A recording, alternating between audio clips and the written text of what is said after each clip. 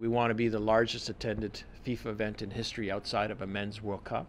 To do that, we're looking at attendance in the neighborhood of 1.5 million spectators in all venues totaled, from Vancouver to Edmonton to Winnipeg to Ottawa, Montreal, and Moncton, through 52 matches, to really set a record that would be very hard to be broken down the road. So historically, we've been known as great hosts for all sports and major international competitions, sporting competitions, and certainly for sport of football and soccer. We've held some magnificent competitions historically, as recent as 2007 with the FIFA U20 World Cup, where we set attendance records.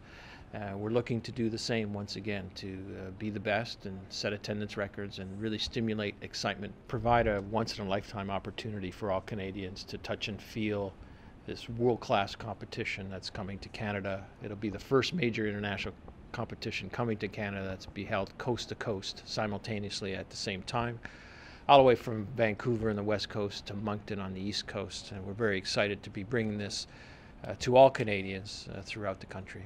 I think in our country, it's going to transcend gender. It's going to be important for all aspects of football, whether it be for the young girls, young boys, coaches, administrators. I think it's going to really excite and galvanize the entire football community, and people even that are outside the football community at this present time will probably have an opportunity to see what this game's all about. So although it's the Women's World Cup, it has this potential and an opportunity for us to really go right across the lines. And that's, I think, the beauty of this competition. It's an opportunity, and I think if we just want to build on what happened at the London Olympics with the team and how the country sort of just went absolutely crazy. In some respects, although I was in London with the team, a part of me felt like, oh, I wish I was back in Canada experiencing this explosion and this sort of falling in love with this team. And I think that's going to happen all over again. And to have them play in Edmonton, sort of like, it's kind of like a bookend for some of our players, like a Christine Sinclair, who started pretty much her international career in Edmonton at the under-19s, and now playing the Women's World Cup in Edmonton, opening match. I think it's almost like a storybook. And then to move on to a city like Montreal that has always supported not only our national teams, but has tremendous support of football, a great tradition of football in that city.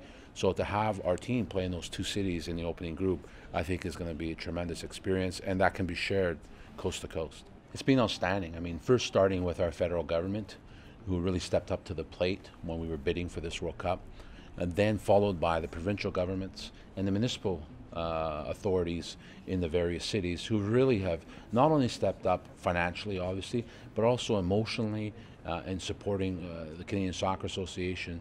And I think that the support has just been overwhelming, really, with respect to how we've been received in terms of being the host.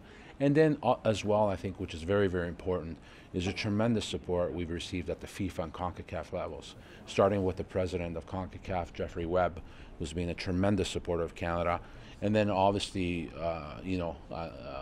is culminating with the support of two people at FIFA who I really need to thank for their support from a personal level, but also Canada, who they've always been massive supporters of Canada, and that is the president of FIFA, Mr. Joseph Blatter, and also the General Secretary of FIFA, Jerome Valk. Those two gentlemen have given us tremendous support as an association, but also as Canada, as a country, and so I want to personally thank them for their support.